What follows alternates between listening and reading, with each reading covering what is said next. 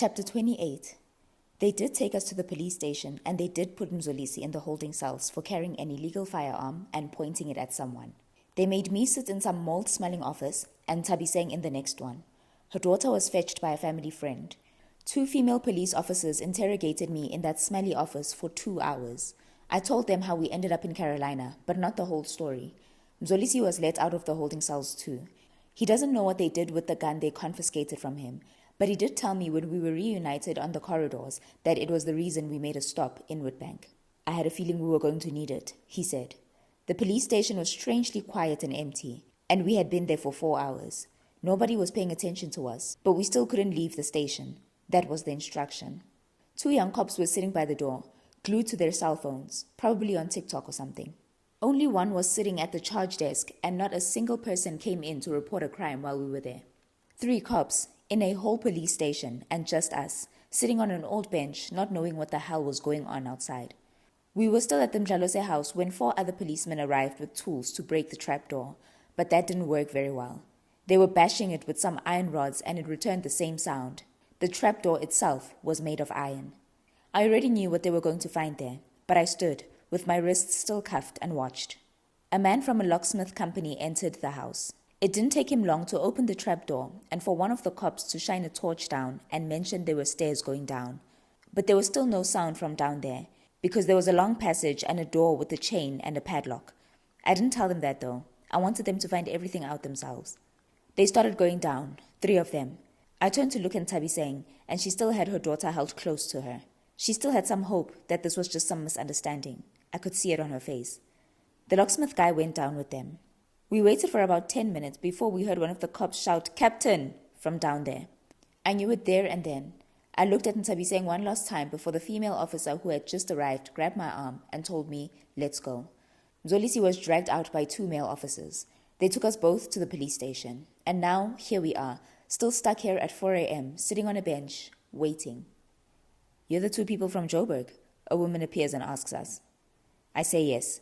Mzolisi is quiet. I don't think he had ever in his life thought he'd find himself in a police cell or stuck in a police station bench. "How do you like your coffee?" "Do you drink coffee?"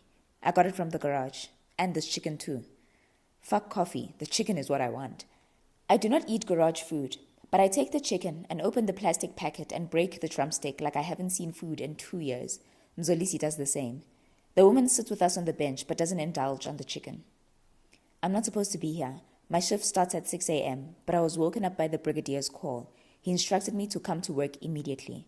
I arrive here and find the whole police station empty. Night shift staff is not here. Even day shift staff were woken up and ordered to buckle up. "Are you a cop too?" I ask. "No, I make tea for the top staff, the captains and the brigadiers, not for the people who come to report cases. But they said I must take care of you, make sure you are fed and taken care of, but also to make sure that you don't leave this building." This is not how I foresaw our trip to Carolina turning out. It's crazy out there. Everyone in this police station is out there looking for Mdlalose. There are roadblocks everywhere. From here to Joburg and Nelspruit. Even the Swaziland border has been told to look out for him. You know Swaziland is only an hour away from here, right? But he left his car at his house, so wherever he is, he's on foot. And unless he decides to live in the woods, they will find him soon. They'd better find him, because if they don't, he will never stop. Tabiseng, shame. She's still here in the holding cells. They won't let her go until she tells the truth. There is no way her husband had 2 girls locked under her house and she didn't know about it. She must speak the truth. Do you know that one of the girls they pulled out from under there is almost a teenager? She doesn't know how old she is. She told the police that the other one arrived before her front teeth came out, so she must still have been a toddler. They don't know how long they've been there. They don't know what year it is. They don't know anything. It's history repeating itself. Nobody knows who they are. But it will all be in the news when people wake up this morning. Their families will surely recognize them, she says. It is illegal in South Africa for the media to identify a rape victim, whether it is their face or their name. But this is a different situation. That law is going to have to be broken. The sun is already out and this police station is still empty. I noticed one of the cops sitting by the door fell asleep at some point. "So how did you 2 know the girls were down there?" she asks. Mzolisi has been too quiet. This must be traumatizing for him. It's a long story. And that's all I'm going to say. Thank you for the food, though. You can go back to work. We are fine here. That means I want her to leave us alone. but some people naturally can't read the room. Okay, it's almost 6 a.m. anyway, my clock in time. I'm going to go to the cells and check on Tabby. She must be hungry too. I don't even know what I'm going to say to her. I did the catering at their wedding, more than 20 years ago. They arrived here and soon got married. They look like they have been going through a lot of pain, but love conquers everything. That is why their marriage has lasted so long. That is what everyone in this town believed. She leaves us, finally. The circus is on, in full force. It is all over the country. Everywhere you look, every person you hear, every radio station you tune into. Everywhere. And it started right here in Carolina, a small town 80% of the country didn't even know existed. The story is about the 2 girls found under that house and the details of how and when they went missing. The older one, she must be 13 like Sissy was. Her parents have been found. They have been on TV all day. They are on their way here to Carolina. She was last seen at the Ushuk border to Swaziland when her mother took a few steps away from her to answer her phone. The second one, her photo is still circulating all over mainstream media and social media. She can't speak. She doesn't know her name. She doesn't want anyone touching her or getting close to her. Her front teeth are missing. She must be 5 years old.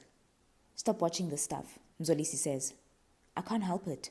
I want to know everything that is happening. I'm also worried about Ntabiseng. I keep thinking she will show up on the TV screen and say something. After all, she's the reason I came all the way here. This whole trip was about bringing Kamu her mommy like I promised, like I already did with Moses and Mhleng. But nothing has been said about her or us.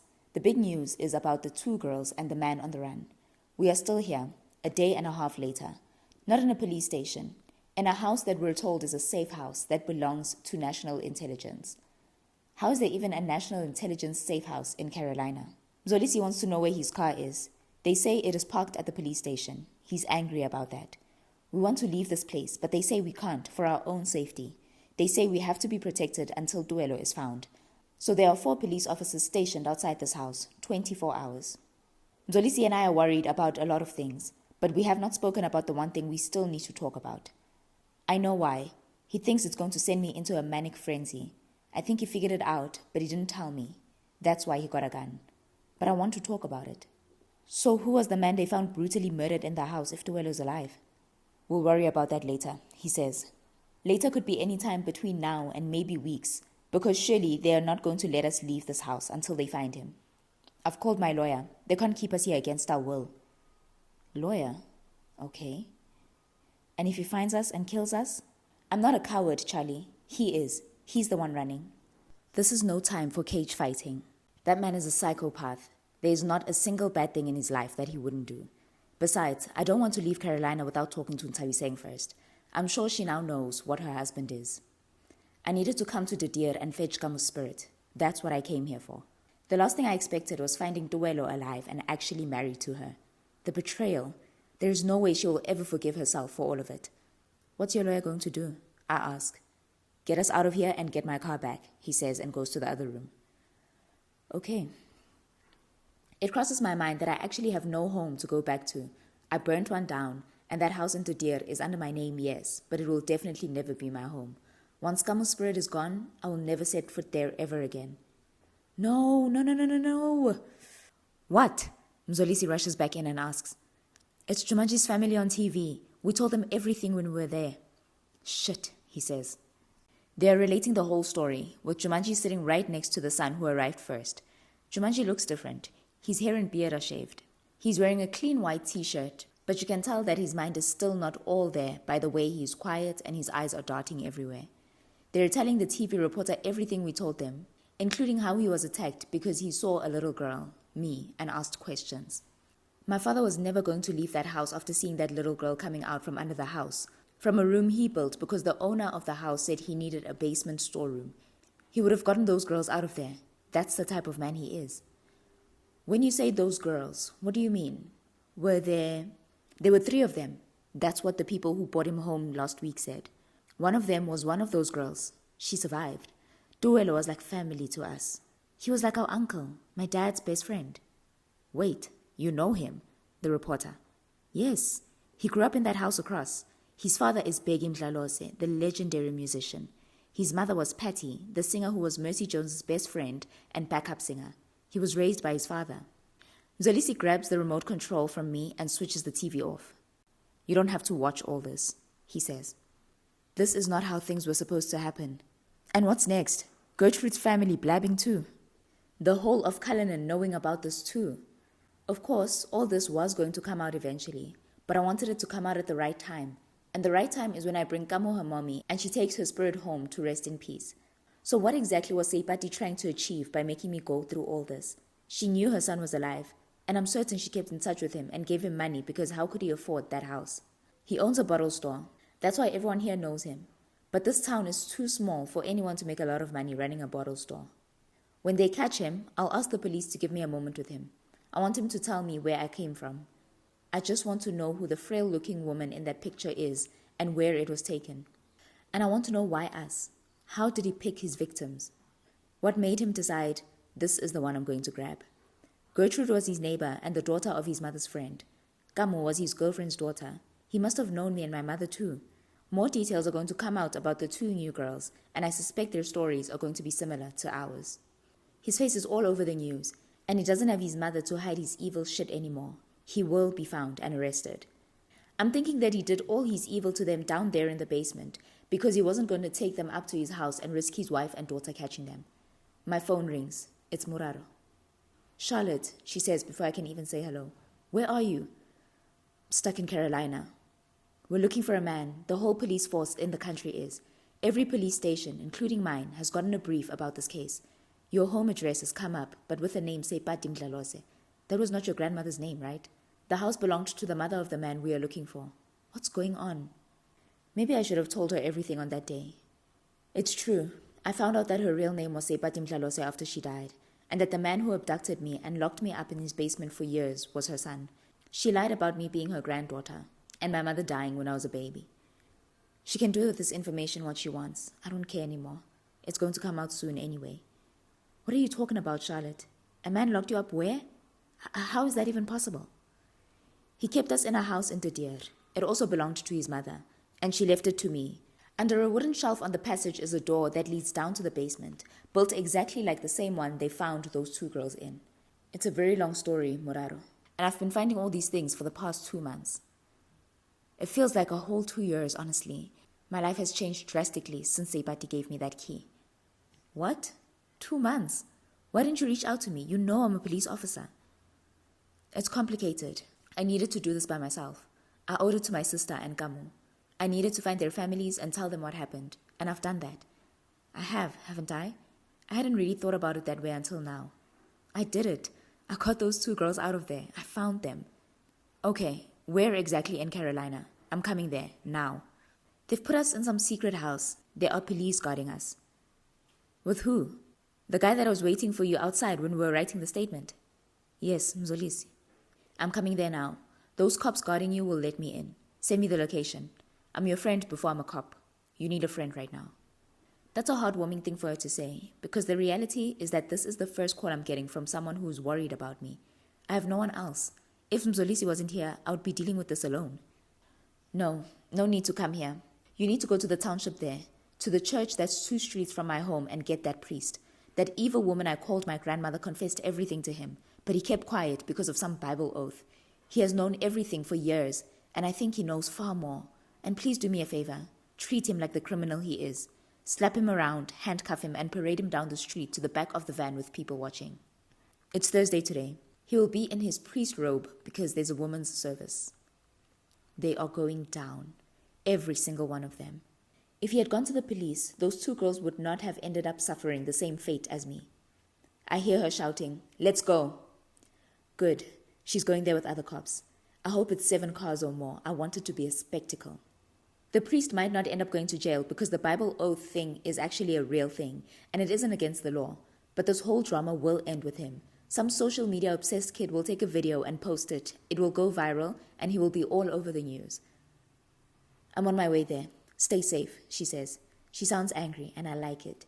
She used to beat up boys who were mean to us in high school. She's going to go wild on that priest, and I love it.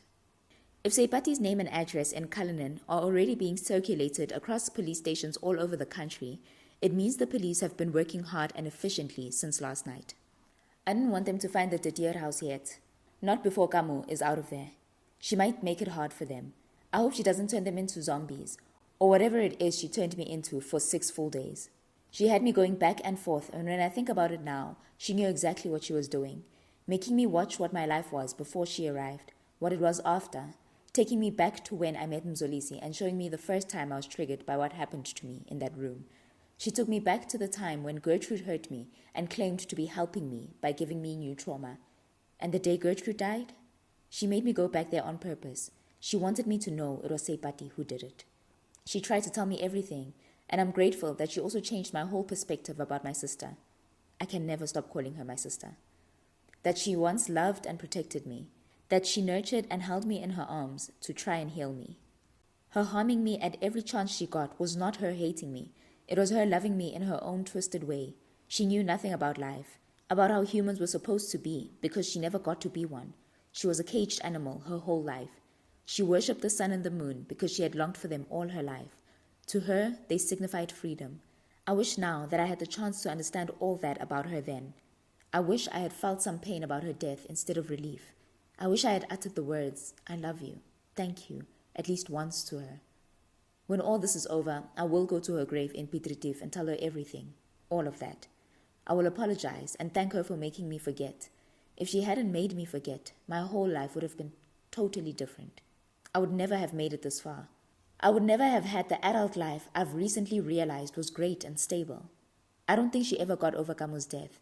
It haunted her until the moment she took her last breath. If she is somewhere watching all this, I hope she's proud of me. Charlie, what's wrong? He's been in one of the bedrooms for a while. I thought he was sleeping. Nothing. I'm fine. You're crying. I am? I didn't realize. I don't want to talk about it though. It's been a lot, but I'm fine, Mzolisi. I've just been thinking about everything that has happened. I know he's desperate to get out of this house and this town, and I feel guilty that he's stuck in this situation because of me. I'm sorry, Mzolisi. I know this is not the direction this journey was supposed to take. I chose to be here. We didn't just find Moses and Mhlengi and Kamu's family. We rescued 2 girls from that man. It's the most worthwhile thing I have ever done in my life. I don't know what to say to that. He had to buy an illegal gun from some dodgy people. He had to point it at someone. He was handcuffed and put in a holding cell, and he's confined here while his precious double pipe is parked at some police station. This guy's a cheese boy, if we're being honest. And worse, all of this is happening with me, the one woman who has been horrible to him for years. My lawyers are filing an urgent application as we speak. We have to get to the Didier house before the police get there. Your little ghost friend will not let them inside the house. She will freeze them to death before they reach the door. I laugh, because as crazy as things are at the moment, what he just said is funny. Muraro called. The thing about Duelo has reached every police station. Every cop in the country is searching for him. She saw the Cullinan address and put things together. That's why she called me. She wanted to drive here immediately, but I told her to go arrest the priest instead. The priest? We already made him dig up a grave. That wasn't enough for me. If he had gone to the police right after Seipati told him everything, those 2 girls would not have been locked in that basement. He must go to jail. He will preach to prisoners in there. He's no different from them. He looks at me and narrows his eyes. All of them. Every single one of them will go down. The dead ones got lucky, but I know they are rotting in hell, Seipati included. So they're just gonna cuff the priest and take him to jail. I told Muraro to make a big spectacle, walk him down the street with handcuffs and put him in the back of a van. He widens his eyes at me. She's my friend, and that priest fucked up my life. It's as personal for her as it is for me. He raises his arms and says, okay. We have a fridge full of food and cupboards full of everything. He says he's going to cook, and child, he can cook. So I relax on the chair and grab my phone, but he quickly snatches it from me and puts it at the top of the highest kitchen cupboard, where he knows I'm too short to reach. I know you want to check the news, and you shouldn't be, he says. I can't even check the news on the TV too, because he forbade me from that. And so we wait. Are we on witness protection or something? Because it's starting to feel like that type of situation. We both look at each other and freeze when the doorknob turns and the door opens. It's one of those cops from yesterday, the one they kept referring to as Captain. He doesn't waste time explaining. We have only one safe house in this town, he says before he moves aside and lets Ntabi Seng and her daughter in. They are in as much danger as you two are. They didn't know anything about whom Hlalose is. They will be staying here with you until we find him. They walk in, he closes the door and leaves. And now there are 4 of us here. The house is big enough. All 4 of us will have our own bedrooms. But this shit is awkward as hell. I take it upon myself to ask the girl to follow me, and I will take her to what will be her bedroom. All she has with her is a backpack, a laptop, a tablet under her arm, and a cell phone in her hand. This one is yours, I say. I don't know what language she should be speaking because I don't know much about Carolina, but she speaks English with a serious private school accent. What's your name? I ask, just after she throws her backpack on the bed and searches for plugs to charge all her gadgets. Amo. It's Amogelang in full. His mother named me, apparently. I only met her 4 times. She only started visiting us, I think, 8 or 9 years ago, but once or twice a year. 8 or 9 years ago was when I went away to university. Gertrude was long gone by then. She had all the time and freedom. She seemed like a nice lady, and it's hard to believe all the stuff that's being said. My dad had 2 children under our house. Really? I'm never showing my face in public ever again. He's a monster. I think she's about 17 or so. I lived all my life believing I had the best dad in the world. The time you were in the house and he slapped me, that was the first time he ever laid a hand on me. I've been daddy's princess all my life. I can't believe this is happening. All the stuff being said in the news. How am I even supposed to go to school after this? Phew, this is a lot to take in. What's being said in the news? A lot. There are pictures and videos of my grandmother and my grandfather on TV because apparently they were a big thing a long time ago. There are pictures of my father, and a few minutes before we got here, it was said that there are 3 girls he did the same thing to years ago. There was also something about some priest being arrested just now before my phone battery died. There are videos everywhere. I didn't even know my grandmother was dead. I kind of feel sorry for her. This thing will stick with her for the rest of her life. Mzolisi opens the door and says the food is ready. Now I have to go back to that lounge and face Ntabiseng. I'm going to tell her everything about Kamo and how she's been waiting 23 years for her to come and take her home. Chapter 29. Everything is out. Literally everything. My face, Gertrude's face, Kamo's face, Seipati's face, the priest's face, Jumanji's face. Literally every damn person involved in this thing, including Mzolisi. The people of Cullinan have been singing like birds about the weird family in the house with the high fence that burnt down a few days ago. The people of De Deer have been all too willing to share ghost stories about the blue house at the end of De Beer Street. I even see Patrick on TV talking about how he had to disconnect electricity and water at the infamous house because the ghost girl in a yellow dress was always watching cartoons in the middle of the night. First of all, he told me he didn't believe any of that, and I knew he meant it. But now, here he was, having his moment of fame, talking about how he came back to reconnect the electricity some weeks ago because a woman asked him to. The same woman he now sees in the news. Me. Duelo has not been found, but everything about the story has been pieced together faster than I expected. Mzolisi's lawyer got us out of that secret house. The police were not happy, but a court order is superior. We are being driven in a police minibus. A police officer is driving Mzolisi's car in front of us, and that has him pissed off to the highest point. Ntabiseng and I had a long talk last night. I told her everything. She kept breaking down, and I allowed her time to.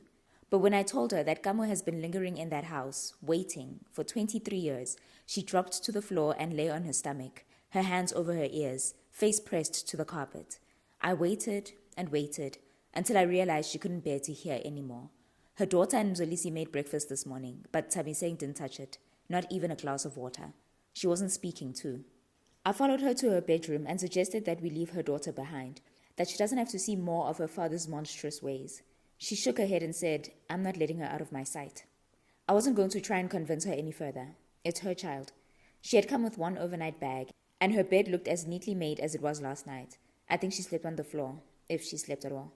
I saw tears filling up her eyes, so I decided to give her space. Charlotte, she called out as I was approaching the door. I have to call my brother. We aren't on speaking terms. We haven't been for years. I need to call him. There was always that complicated part. I didn't know what to say because surely her brother had seen the news, but he hadn't reached out to her. She was looking into my eyes, expecting something, and I knew it wasn't a no she was waiting for. You are his blood. I'm sure he also wants to call you. Take the first step. I was just saying it. It didn't come from any well of wisdom, and I could have been wrong because if there was ever a time where her brother should hate her, it is now. For all these years, he lived with a dark cloud over his head, his own sister believing he killed his niece. A lie fueled by his brother-in-law, and she chose to believe her man. Please sit with me. Please do this with me, she said. I went and sat with her on her bed as she made the call. She put the phone on loudspeaker. It rang 5 times before it was answered, but there was no hello, just silence on the other end. Mwako, she said. Tears were filling her eyes again. Silence. She didn't hang up. Neither did he. We have to give her a proper burial. He spoke, finally. That was the end of their conversation. Mzolisi knocked on the door and said we have to go. I'm sitting in this car wearing a 17-year-old's leggings and the same white oversized shirt I arrived in Carolina wearing 3 days ago. At least I washed it yesterday afternoon, and my panties. A bra can be worn 4 times without being washed, and that's a fact. Go argue with gremlins if you have a problem with that. As we drive past the farm stall with an entourage of police cars, I start getting anxious. It was in this farm stall that I realized something was not right about this place, but I never imagined how extreme things would turn out going forward. I turned to the gravel road and we passed the first house, Pumi's house, Mhlengi's home. We must have played on that yard that looks like a bush now. The 2 houses after that, I know the names of the women they belong to, Gloria and Masejo, but I don't know where they are. We finally arrive at the house at the end of the street, the blue house. There are already police cars parked outside with the deer branded on the sides. It is, after all, their jurisdiction. The gate is still lying on the ground, rusted like the fence. Did you find anything? The captain who arrives with us asks. No, we tried to break the door and the windows, but we had to retreat. There was intense heat. It felt like the house was going to blow up. We've called the fire department, the cop says. To think I didn't believe in ghosts until I met one. Mzolisi did say she wasn't going to let anyone inside the house. I'll go in. Ma'am, you can't just go in there. I'm the only one who can go in there. Plus, I'm angry they allowed the media to be here, so they must not try me. This is police work. This house is a crime scene. Same cop. This is my house. It's still a crime scene, and nobody can go in there unless they have a police badge. Do you have a police badge? Oh, he's one of the rude ones, I see. I'd go off on him, but you don't mess with South African police like that. The captain pulls him aside, and they have a brief chat before he looks at me briefly, looks back at the captain and nods. He walks away without looking at me again. So it's starting. The stigma, the seeing me as the poor victim and the obvious discomfort men will have around me because they feel guilty about what that man did to me. They will think I see that man in all of them. The captain says I should go in. When we were driving here, I told him there is a ghost in the house, and he believed me very easily. I don't know why. Or maybe he didn't. He just feels guilty that he has been friends with Mdlalose all these years, or that I was right about something being under that kist in Carolina. I instruct Ntabi saying to wait in the car when she tries to follow me. The door is not locked, but I lock it as soon as I'm inside the house. The back door is locked. Great. Everything is exactly as I left it the last time I was here. I wait. I know she'll appear. I know she missed me as much as I missed her. She probably already had a best friend before she met me, but she was my first best friend. Sissy was more like a mother to me. Mzolisi would freak out if he heard me saying this. He is not a fan of my attachment to Kamo. He doesn't understand. I never got to mourn her because I forgot her. But now that I remember her, the damaged little child in me wants to hold on to her despite the circumstances under which we met. She gave me things I never knew existed, including childhood wonders and delusions, a window and elephants. I want to keep her, but I don't want to keep anything about what happened in this house. I'm a grown-ass adult. She never lived past being a child. I have to stop being selfish. I check every room, and when I go back to the passage, I start feeling very cold. It's 30 degrees, if not more outside, but this house feels like it's covered in snow in and out. Gamo, stop it. I turn around and she's sitting on top of the wooden desk, and yes, flapping her legs. I expect her to stick her tongue out at me and giggle, but no, she looks very angry, and I know what she's angry about. I won't let them come inside, I say. So why are they here? They've been here since morning. What do they want?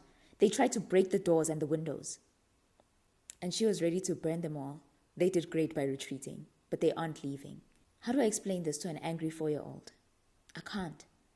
Don't worry about them, Kamo. I'm here now. I need you to calm down. I have to tell you some things. Today's the last time I will ever see her or talk to her, and that hurts me deeply. The one thing I will not tell her, though, is that Duelo is alive. I start by telling her she died, and how we had no choice but to leave her here. She rolls her eyes at me. I know I died, girlie. That's why you're big now and I'm still small. That's why I can freeze your boyfriend, and that's why I burnt those people outside until they ran back to the gate. This little rascal. I move on to tell her about what happened to us after she died. How a woman took us and raised us. I don't want to make her angry, so I don't tell her who the woman turned out to be. Her life has been in this house. She's been stuck here for years. I don't utter her Uncle Duelo's name, and that he married her mother, and they had a daughter, and that they went on to be a happy family far away from here. Ntabiseng will tell her that herself if she thinks it's the right thing to do. She is her mommy, so maybe Kamu will forgive her for marrying the man who kidnapped her, instead of spending her whole life trying to find her. She'll be angry that Ntabiseng went on to have another daughter though, that she replaced her and moved on with her life. I'm not sure what she will do to her, but I hope it's not as drastic as what she did to me for a full 6 days, because I couldn't remember her. People here know about you. They say you killed the neighbor, and that's why the family next door packed and left. She makes that frown of hers. I didn't kill that old woman. How many times have you seen me, girlie? And you've never touched me. Because you can't. Nobody can. I'm dead. Those neighbors were mean to me. They came here with crosses and stuff. I don't know what they were trying to do, so I showed myself to them. That old woman died after that. I didn't do anything to her. She just died because one day she came in here and burned some smelly thing screaming, "Go away, demon," the whole time. So I stood in front of her and asked her what she was doing. She ran off to her house and died there. I had never left this house until you came back. Okay, I hear her. I now understand what she meant when she said she was mean back to them. Look, I understand why Gloria and Masijo tried everything they could to get rid of the child ghost next door. They wanted to live peacefully in their houses. Pumi had already abandoned her house long before that, and Seipati had gone back to the glamorous city she belonged to, and the quiet son she had left in the house was dead. It was either they got rid of the ghost or they too had to leave to find peace. I guess they lost the fight. You say you have things to tell me, she asks. She's sitting on the sofa now, flapping her legs like she always does. Those damn police officers outside can wait as long as I make them. I don't care. I'm about to give Kamu what she's been waiting for years, and after that it will be over. I will lose her for good. I will never see her again, and with my sister long gone, my supposed grandmother gone, she has been the last thing I have that connects me to my past. But I'm the adult here, so... Kamu, Sissy died. We buried her 13 years ago. She blamed herself for your death until the last day of her life, so she never got to be happy. But her real family has her now. They took her home and buried her there. Sissy died too. Yes, but she lived for a long time after we left that room. It's just that she never forgave herself for not being able to save your life. She looks hurt by that. She would have come back for you if she hadn't died, like she promised. I know she would have. If Seipati had gotten her help instead of hiding her behind tall walls.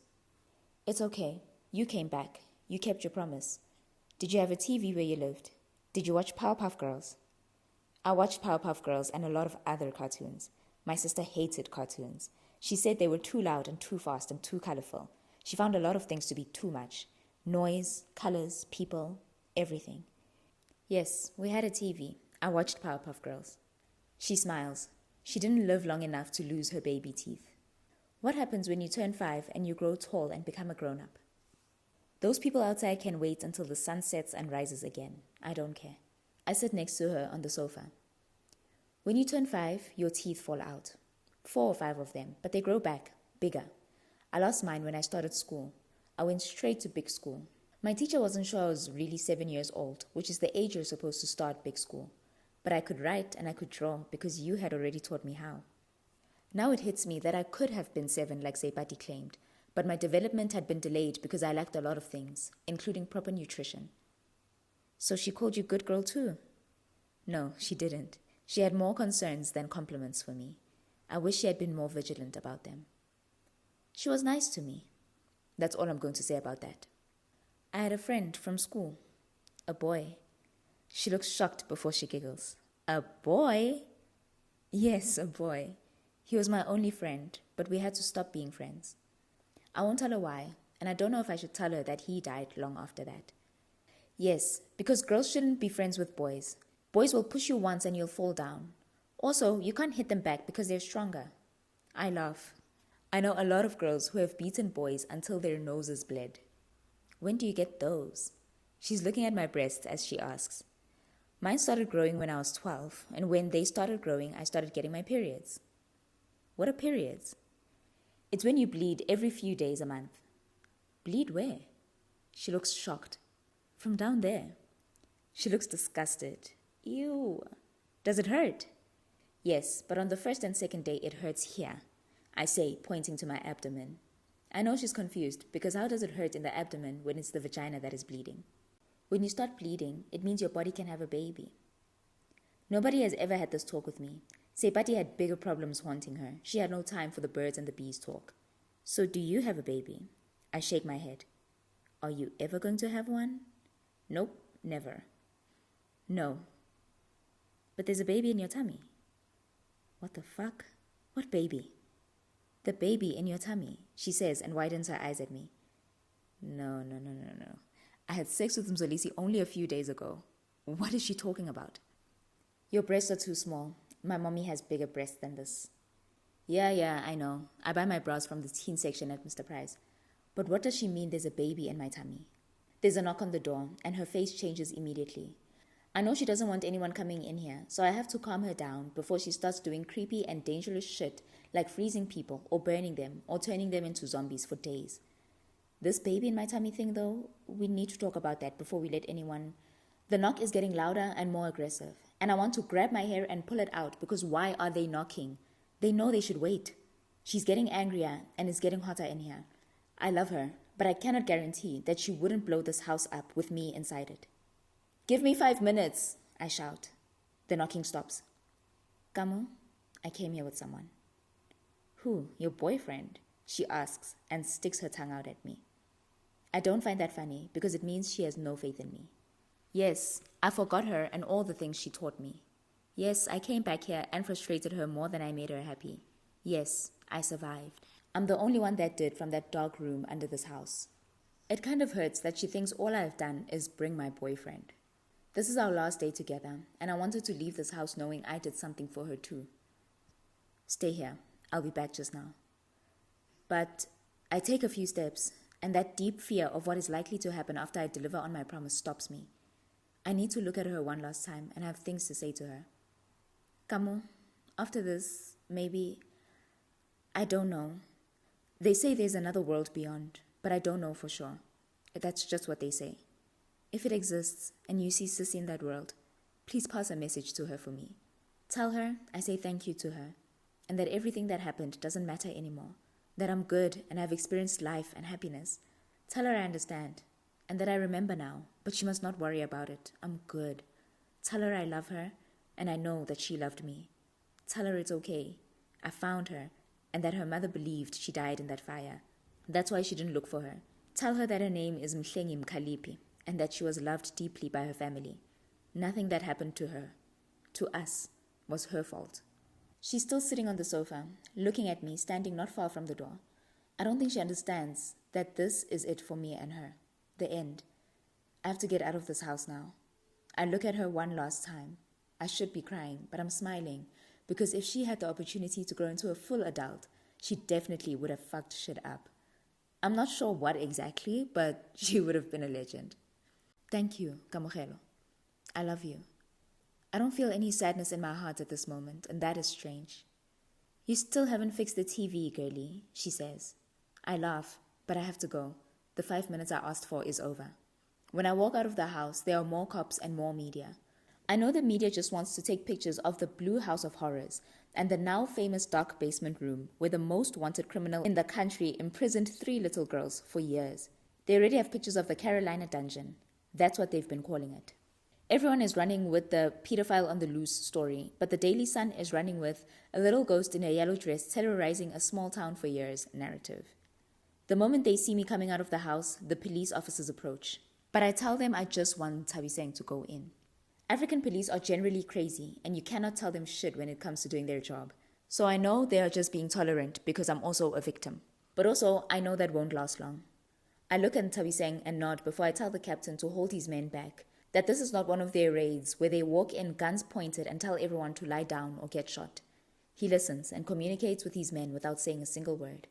Thabiseng goes inside the house with a man. I don't know who the man is, and I don't ask. I'm just happy Thabiseng's daughter is left in the car, fast asleep. She said I could keep her leggings when she lent them to me. We enter the house, and I lock the door behind us. Malume! That's the first thing Kamu shouts. It's her uncle, Nwako, the one who's been a suspect for years. They can see her, but they obviously can't hug her because her body isn't real. Nwako isn't even freaked out. He just has tears coming out of his eyes. You bought me this dress, remember? She says, twirling in her yellow dress. She then looks at me and says, You found my mommy. I nod. I'm just glad I can still see her, and she can still see me. A few minutes ago, I thought I had lost her. Mommy, you look different now. She has aged, obviously. I want to go home. Can we go now? I'm tired of being here. I miss Mahulu, she says. Her Mahulu is dead, and her mother and uncle here are fighting over her house. Her family is broken. It does not exist anymore. Her half-sister and her cousins don't know each other. Ntabiseng has not said a single word. She's just standing, staring at Kamo. It's a mindfuck, I know. It's a supernatural experience. In which room did she die? Mwako asks me. Down there in the basement. It's full of things now, but when she died it was empty. Just the 3 of us and 3 mattresses. This is hard for them, I know. Seeing her as still a 4-year-old when she should be 27. We should fetch her from down there, he says to his sister. He came prepared. He came here for this because despite everything, he knows this is his duty. They will reconcile going forward, I hope. My duty here is done. I should not be present when they tell her to come home with them. I do not share blood with her. What will happen in that dark room downstairs needs her bloodline and her ancestors. I should go outside now. Leave them alone. I've done what I had to do. The police are still standing at the gate, but there are other people too, community members, which is strange because I had never seen a single person on the street since the day I arrived here. I look at Kamo one last time, and I know that once her uncle and mother go down there, it's really over. Here, take her, she says. It's Pinky. I haven't seen Pinky in a long time. She pulled her out of nowhere. I know I don't want a dirty teddy bear with one ear, but I can see she really wants me to take it. Her eyes say so. They also tell me she knows that this is it. I take Pinky and walk out the house. The captain meets me on the yard, and I tell him it's not yet time for him and his badge crew to go in there. He understands. I go straight to Mzolisi's car. They gave him back his keys when we arrived here. Are you okay? He asks when I throw myself on the passenger seat and Pinky on the back seat. I'll never see her again, I say. I'm absolutely certain of that. She's going home, Charlie. She does not belong to you. Yes, she doesn't, but it still hurts. Also, she told me I'm pregnant with your child. I'm not telling him that though, because I'm definitely not pregnant. Kamo was just being the menace that she's always been. And that thing? I don't want that thing in my car. He's talking about Pinky. I know Kamo gave it to me because she was as sad about our final parting as me, and decided to give me something I will always remember her by. Something that has been her companion for 23 years. That was sentimental of her, but she's about to lose her ghost powers, so I'm not scared of her tantrums anymore. Me neither. We'll throw it out the window on the way.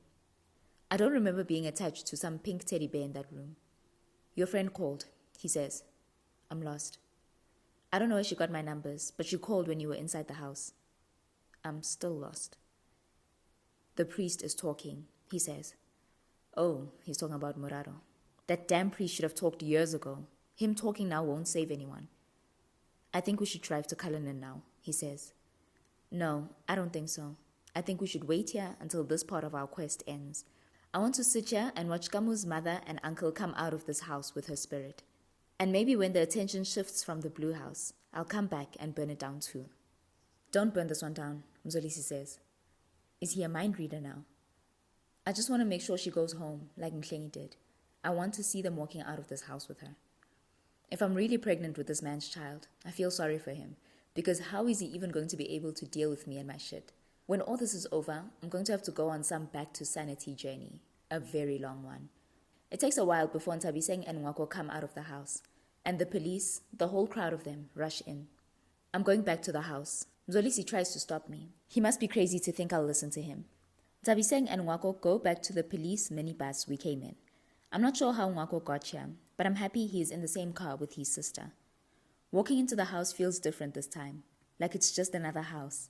The wooden cabinet is flipped to its side and all its shelves are pulled out. The trap door is open and the police are going down there. The coffee table, the room divider, the sofas, all of them are flipped over and the back door is wide open. The police officers that are still up here are touching everything and flipping stuff over. It feels different. Everything does. This house feels like a shell, and I know it's because Kamo is no longer here. There are sounds coming from under the house, loud banging sounds, and I immediately know they are clearing the room, taking out everything stuffed in it. It is loud down there until it suddenly gets quiet. I see the cops coming up from the trapdoor, about 10 of them, before one looks at the captain next to me and says, "A child's skeleton, wrapped in a blanket, behind the clutter. The 3 CSI guys are dealing with it now. I'll tell the forensic team to come inside."